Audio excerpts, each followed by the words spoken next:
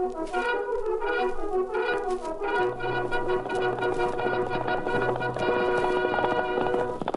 Silver!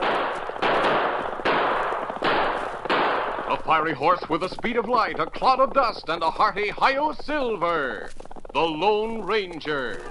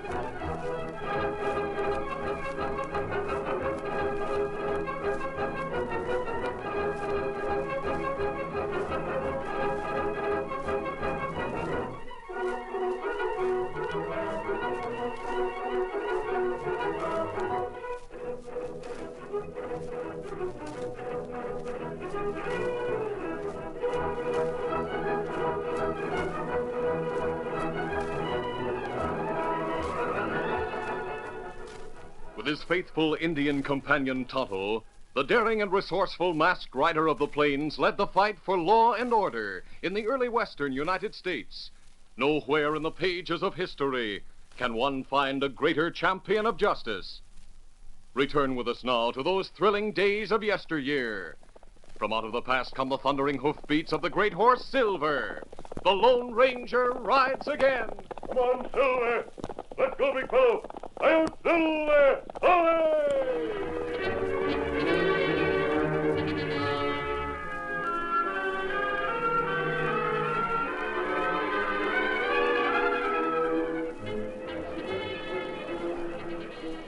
There was a murmur of recognition in the gallery as the senator rose to his feet.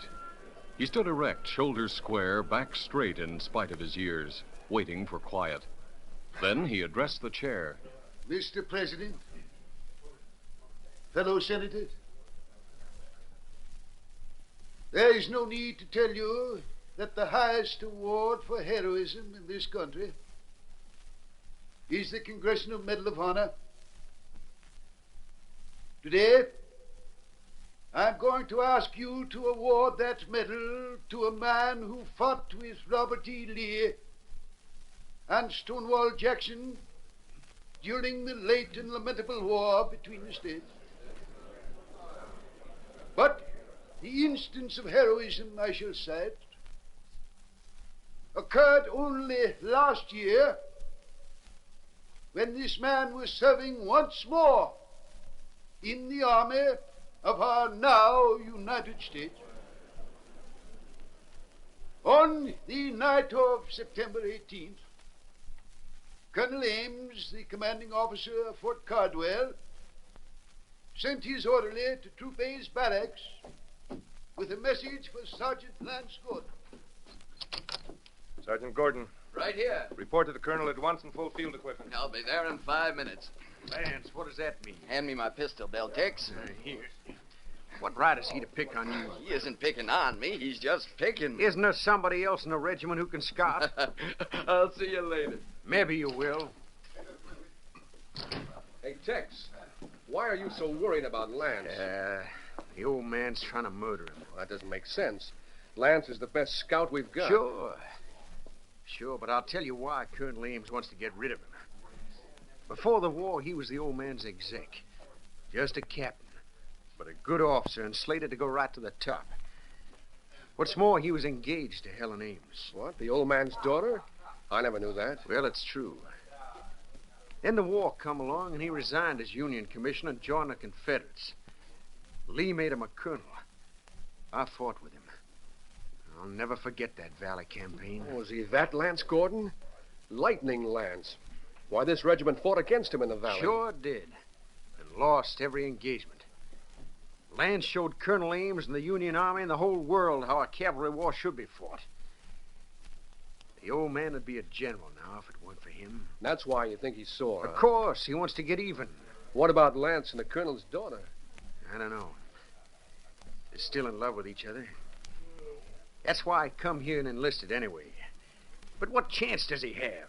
A sergeant. And what chance does he have of being anything more? An ex-rebel. He ought to get out of here before the colonel gets him. Well, he's enlisted for 3 years. He could get himself transferred to some other post. But I've got a feeling it's too late. This is one suicide mission too many. Tex, you don't even know if he's being sent out. Yes, I do. And I'm afraid he'll never come back.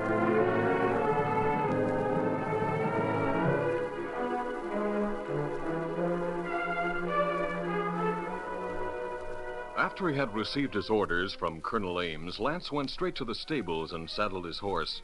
He was preparing to mount when he heard a light step behind him and turned quickly. Helen, I had to say goodbye, Lance. I'm glad you did. Oh, why does Father send you out time after time? Why can't he let someone else go instead? Because no one knows the country as well as I do. Do you honestly believe that's the reason? I honestly do. Your father's a good soldier. You're a better one. You should be commanding a regiment of your own. It'll take a long time before I can even win back my commission. I'll have to prove myself, and this is all part of the game. Have you changed your mind, Helen? Is it going to be too long? Oh, no, Lance. Even if it's years and years. But I don't want you to be killed. Please be careful tonight. Of course. Promise? I promise. Good night, darling. Steady, boy. Steady. Yep.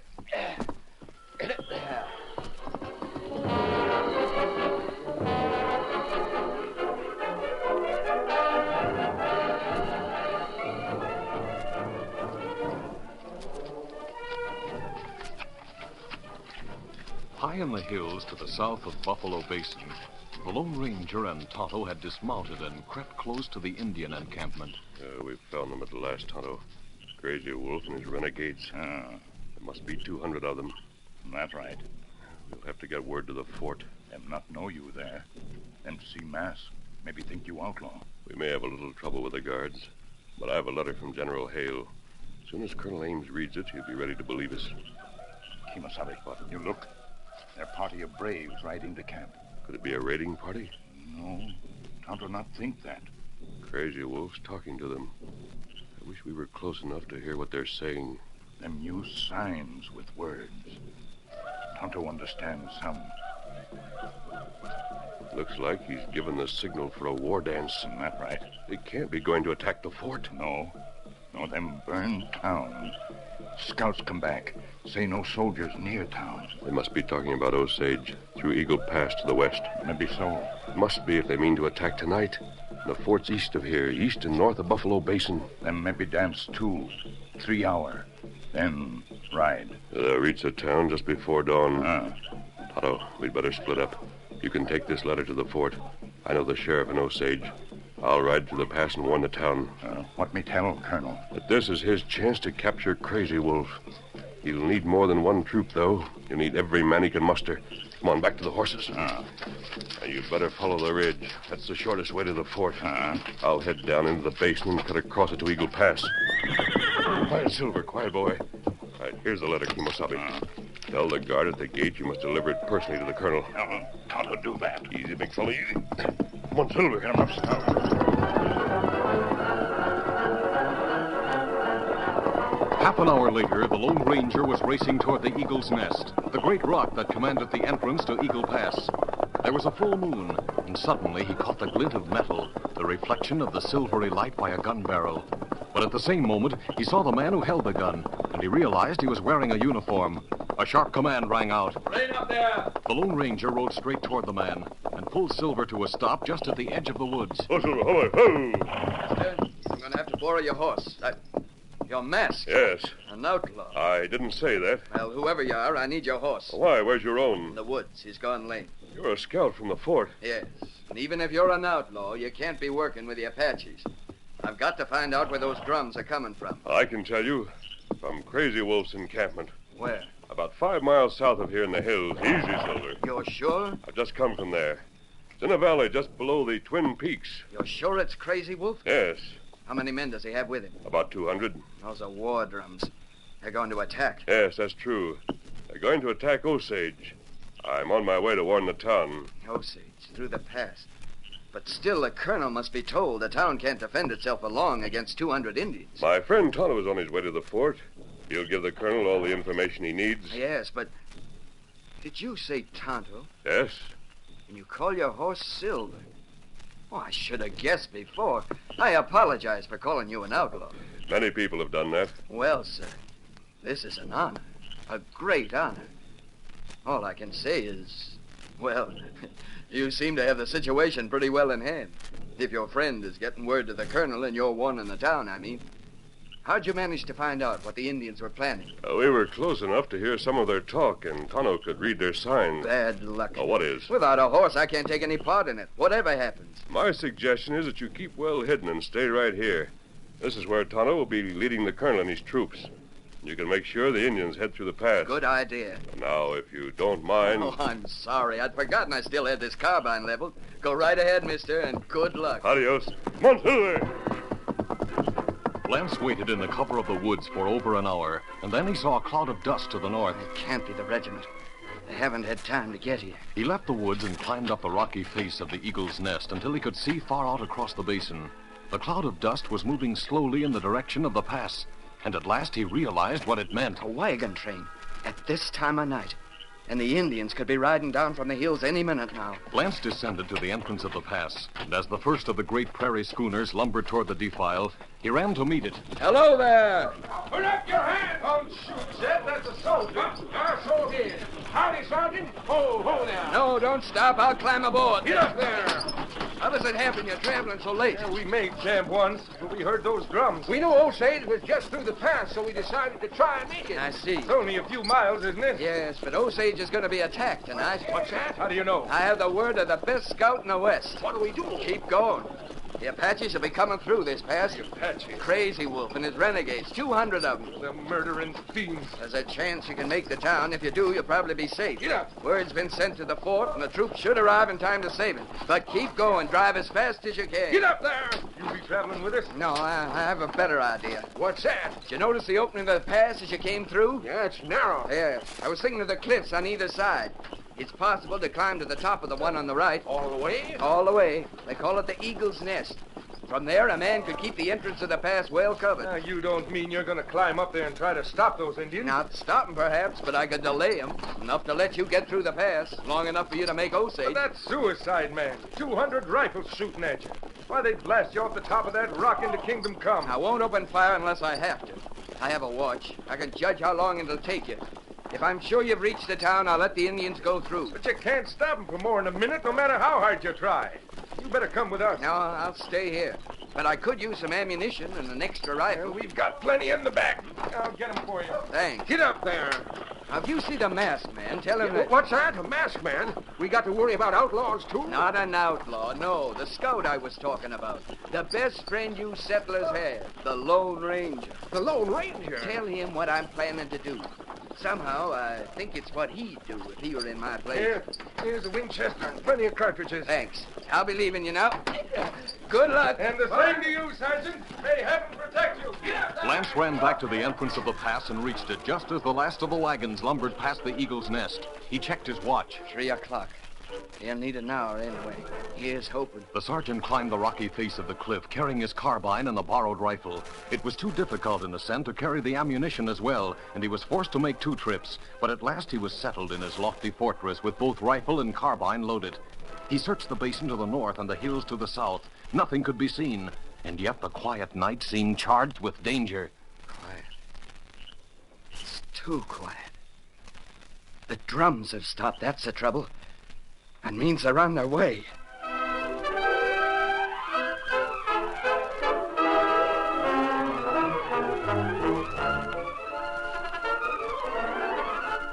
curtain falls on the first act of our Lone Ranger story. Before the next exciting scenes, please permit us to pause for just a few moments.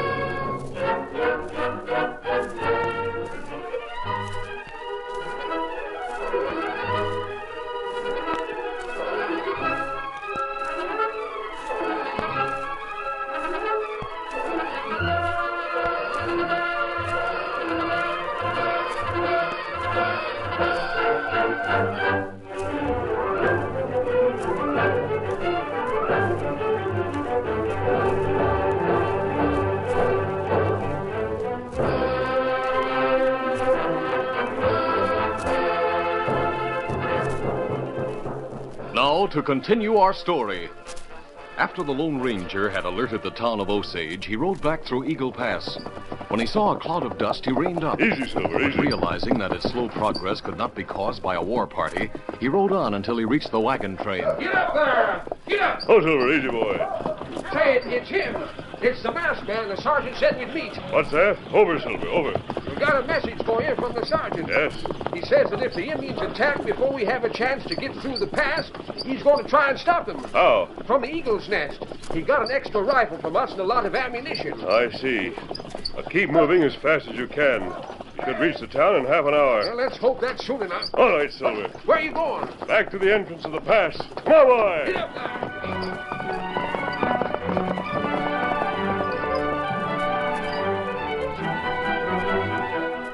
Lance was still waiting, his rifle and his carbine ready. His eyes ached with their concentration on the southern hills. And then they came, painted savages sweeping down the slope to the basin and on across it straight toward the opening of the pass. The masked man was right. Here they come. Closer and closer until Lance was able to make out the hideous faces. That must be Crazy Wolf in the lead. If I can hit him with my first shot, I may be able to stop him. Carefully, he set himself for his first shot. He had the leader in his sights now. He was less than 100 yards from the pass. He squeezed the trigger. Crazy Wolf fell from his saddle, and the Indians pulled their horses to a stop. Lance continued to fire. Can't let him get past. Can't. The column broke and swerved to either side of the opening. The Indians dismounted, took cover behind boulders and trees, and opened fire on Lance.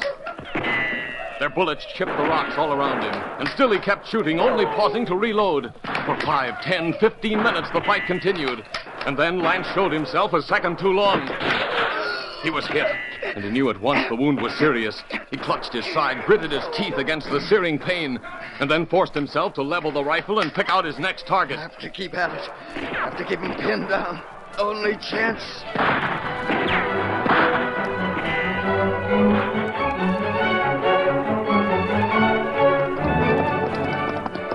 The Lone Ranger heard the sounds of the gunfight as he urged Silver through the pass.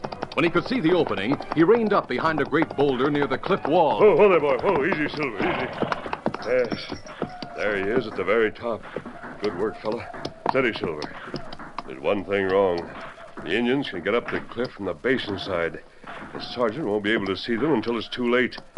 My guess is that they're climbing up right now. We've got to lend a hand, Silver. The Lone Ranger studied the rocky wall at his left. The cliff rose straight up for 30 feet, but there was a stunted tree growing out of the rock at that point, and above it the slope was more gradual. If I could rope that tree, I could pull myself up to it. From there, I could get to the top, and we'll see. The masked man stood in his stirrups, uncoiled his lariat, made his loop with 2 deft swings, and then sent it sailing into the air. It settled over the small tree, and he pulled the loop tight. Now he stood up on the saddle and tested the rope. It should hold, Silver. Stay here behind this rock, boy. Don't move until I get back. Swiftly, the masked man pulled himself up, hand over hand. He reached the tree, and then struggled on from one precarious foothold to the next. He pulled himself over the edge of the cliff, and in that instant, he saw 2 painted figures crawling toward Lance. The same outcropping of rock that gave Lance protection prevented his seeing them. The Lone Ranger fired twice. The masked man ran on to the point which had served Lance so well as a fort. But the sergeant was no longer firing, and when the Lone Ranger jumped down into the rocky hollow, he found him sprawled on his face. Sergeant, did they get you? Here. Yes. Still alive, though. We'll keep your rifles talking. You've held them back so far, Sergeant. I'll try to keep up the good work.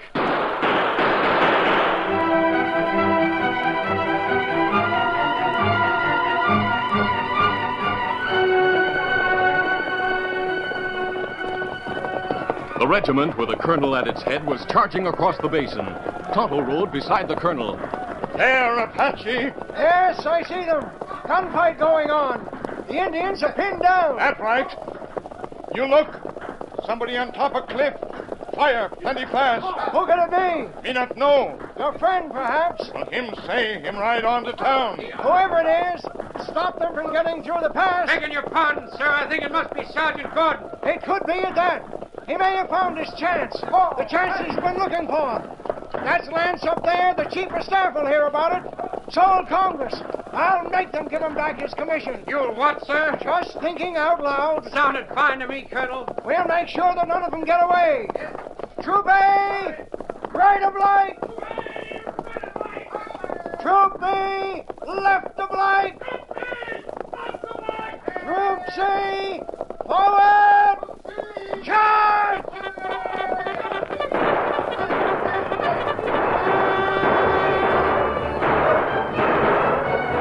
In response to the colonel's command, one troop of cavalry swung to the right, another to the left. The third charged straight on to the pass. There was no escape for the Indians.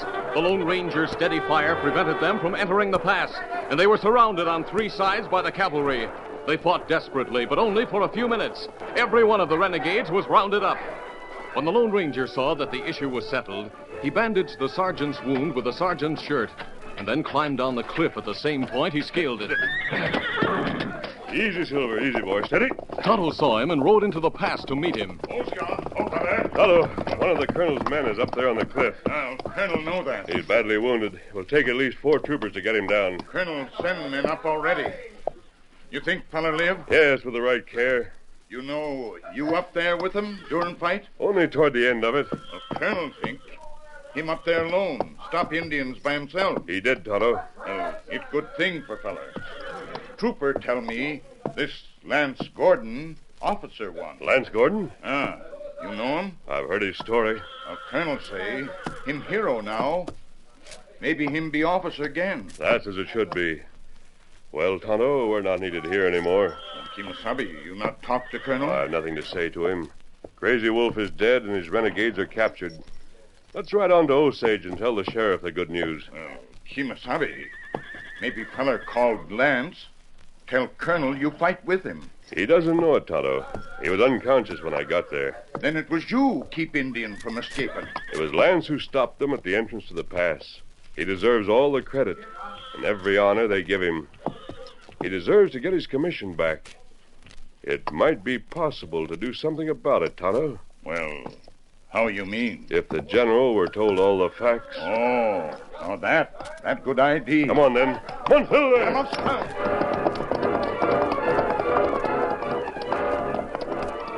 Lance was carried back to the fort that night and put to bed in the hospital, but he didn't regain consciousness for a full 24 hours. When he did, Helen Ames was sitting beside him. Helen. Don't try to talk, darling. Did the regiment get there in time? Yes. We'll tell you all about it when you're stronger. Everything's going to be all right now. Father's going to Washington himself. He's going to make them give you your commission back. Oh, you proved yourself, Lance. Go to sleep now, dear. Please.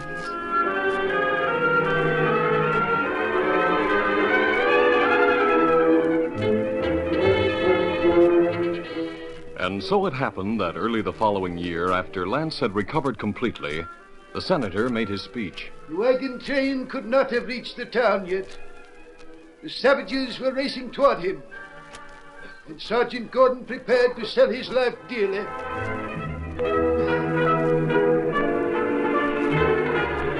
The rocky promontory gave him only incomplete cover, but during that long, bitter hour, wounded as he was, he never ceased firing. And at last, relief came, and Sergeant Gordon had saved the lives of hundreds. Not Northerners or Southerners, but Americans, his fellow Americans. Gentlemen, in the light of what I have just told you, I ask for a unanimous vote. I ask that every one of you acknowledge this man's heroism by awarding him the Medal of Honor.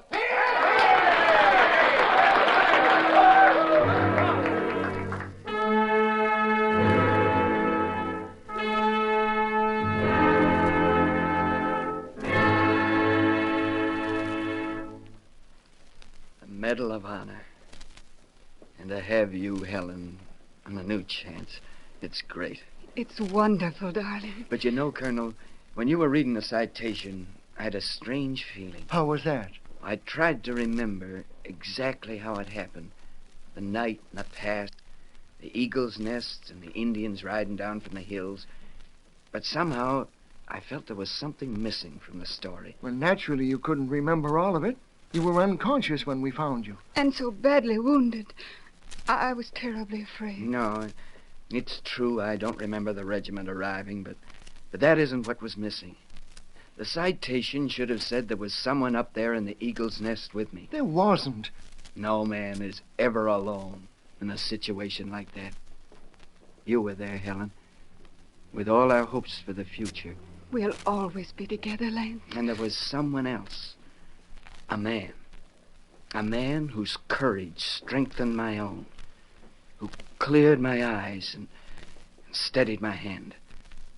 I thought of that defenseless town at the other end of the pass and the way in which he had dedicated his life to the protection of the weak and helpless. You're talking about the masked man. Yes. He was up there, Colonel. No matter what the citation says, he was there. In a real way. So real that toward the end, when I was blacking out, I didn't know whether I was shooting or not. I could almost see him standing beside me. He was there. And I'm accepting this medal, not only for myself, but for the Lone Ranger. I'll never forget. I'll always remember the way he called us Silver that night. I'll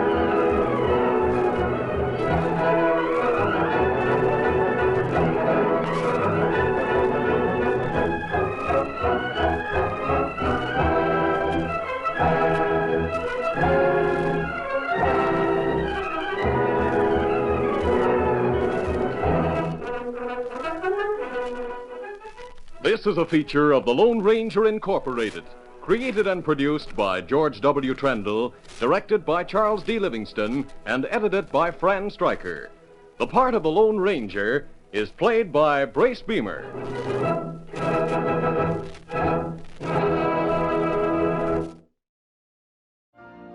You've been listening to the OTR Gold Network.